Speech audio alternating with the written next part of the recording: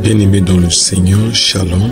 Il y a des problèmes difficiles souvent dans la vie, des problèmes qui durent, des problèmes que si nous voyons très bien ces problèmes, nous allons voir qu'il n'y a même pas de solution, pas de porte de solution. Il y a souvent ces genres de problèmes comme ça, des problèmes qui durent. Tu as prié, tu as gêné, tu as fait toutes sortes de prières, tu as utilisé toute forme des rites spirituels, tout comme ça. Ce problème est toujours là. Et souvent, ces problèmes nous amènent souvent à les normaliser. Je ne connais pas de quoi tu es en train de traverser, de quoi tu es en train de souffrir, tout. Il y a des problèmes de couple qui ne changent pas. Ton mari ne change pas. Tu as prié, tu as fait toutes sortes de prières, mais on a fait toutes sortes de déclarations, mais ça change à rien. Ta femme, tu as fait toutes sortes de déclarations, de prières, de tout, mais elle ne change pas. Tu sens que tu n'as pas le bonheur dans le couple.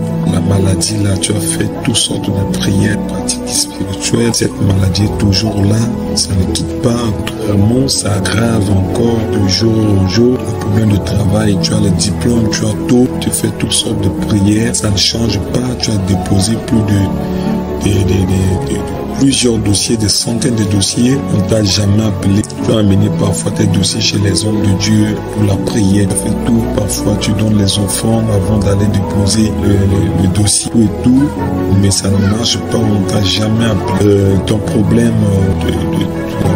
d'avoir un diplôme, tu as tout fait, mais tu n'as jamais eu ce bac. Tu as doublé plusieurs fois cette classe. Plein de problèmes. Il y a des problèmes qui ne bougent pas dans la vie. Même si tu fais quoi, ce problème est toujours là. Je suis venu ce matin parler à ceux qui traversent des moments comme ça. Et souvent, ces problèmes nous amènent parfois à perdre la foi. Ces problèmes nous amènent parfois à nous amener à les normaliser. Nous commençons à croire que c'est impossible, c'est fini.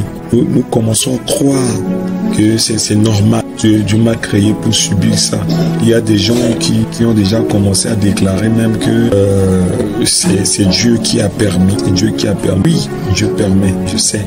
Mais croire que Dieu permet le malheur et pour que tu restes dans le malheur, non. Moi, je ne crois pas à ça. Je ne crois pas que Dieu a créé un homme. Je ne crois pas que Dieu permet à son enfant, sa fille, de demeurer dans le malheur pour toujours. Non, je ne crois pas en ça.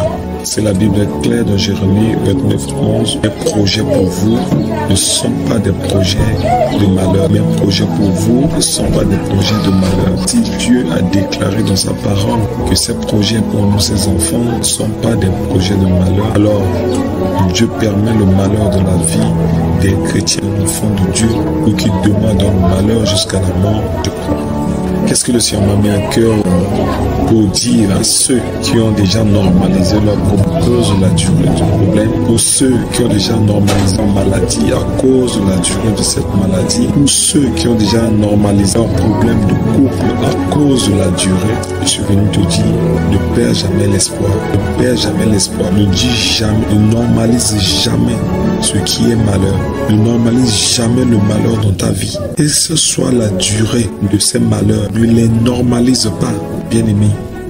Le malheur reste malheur. Et n'oubliez pas, Dieu est clair dans ses propos. Un projet pour vous ne sont pas des projets de malheur. Il n'a pas créé un projet, il n'a pas prévu un projet de malheur pour toi. Toi, tu dois être centré sur ce verset. Jérémie 29:11. Et ne plus accepter le malheur dans ta vie. Non. Tout ce qui est malheur, il faut refuser. Même si le malheur veut durer 50 ans, ça c'est son problème à lui. Après 50 ans, toi, tu crois que malheur, tu vas quitter un jour. Il y a plusieurs exemples dans la Bible. La femme qui a les pertes de sang, si elle avait normalisé son état, elle ne devait pas avoir la foi de se lever, toucher le vêtement de Jésus. C'est parce qu'elle n'avait pas normalisé. Après 12 ans de souffrance, après 12 ans de recherche de solution, qu'elle n'a pas pu trouver la solution. Elle n'a pas normalisé. Elle sait que la maladie reste la maladie. Et moi, je ne peux pas accepter la maladie. Je ne peux pas accepter ce que les gens oublient même mon vrai prénom et m'appellent femme qui a les pertes de sang. Vous voyez, la Bible n'a pas mentionné son prénom. Les gens de l'époque commençaient à l'appeler à sa situation. Je ne sais pas si toi aussi on commence déjà à t'appeler à ta situation. Même si les gens t'appellent à ta situation, si les gens normalisent ta situation, même s'ils disent que c'est ça, même s'ils disent que c'est normal, moi personnellement ne normalise pas ça, ne normalise pas ça. Cette femme n'a pas normalisé sa situation. Pourquoi? Elle a eu toujours la foi.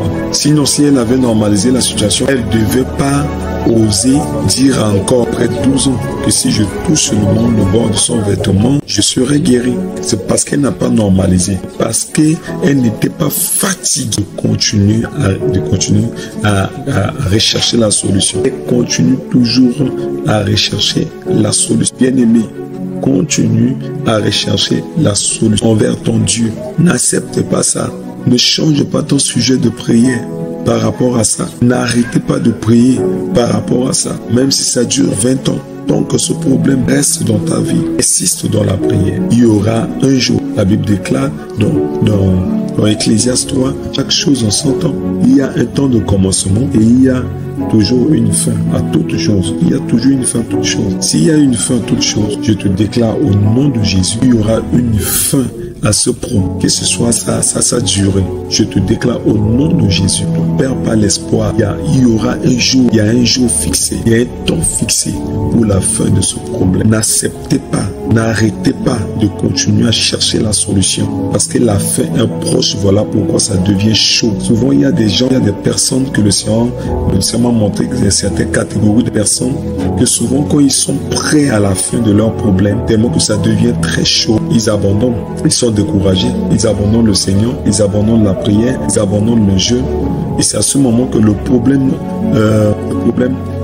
se renforce encore parce que tu as abandonné. Quand ça devient chaud, quand ça fait mal, ça veut dire que tu es prêt à la solution. Quand ça devient rouge, à un moment, tu commençais, ou alors tu commences à voir la mort devant toi, ça veut dire que tu es prêt à la solution. Bien-aimé dans le Seigneur, ne perds pas l'espoir, n'acceptez pas le malheur dans ta vie, n'acceptez pas les problèmes dans ta vie, n'acceptez pas, normalise pas la maladie, ne normalise pas le problème qui est dans ton couple, normalise pas le fait que tu n'as pas le bac et tu abandonnes les études, ne normalise pas ça, normalise pas le fait que tu es limité depuis ta première année à l'université, tu n'arrivais pas à avancer, ne normalise pas ça, normalise pas le fait que tu as des diplômes, tu déposes des dossiers un peu partout, puis on t'a jamais appelé, ou alors à chaque fois tu fais des entretiens, après ça n'aboutit à rien. Normalise pas ça, ne sois pas découragé, ne perds pas l'espoir, continue toujours, encore et encore. Il y aura un jour pour toi, il y aura une fin pour ces problèmes, il y aura une fin pour ces malheurs. Crois-moi bien-aimé, il y a une fin à ça et le Seigneur Jésus-Christ est vivant. Il te fera grâce au nom de Jésus. Soyez abondamment bénis. Si vous aimez ce message, n'oubliez pas d'aimer la vidéo pour m'encourager à continuer d'enregistrer encore d'autres vidéos pour qu'à chaque fois que l'Esprit Saint m'inspire, je puisse te partager encore la parole de Dieu. Si tu es fortifié, si tu penses que ce message te touche personnellement, tu peux laisser des commentaires pour que je puisse encore et encore prier pour toi. Que le Seigneur vous bénisse abondamment. Allez.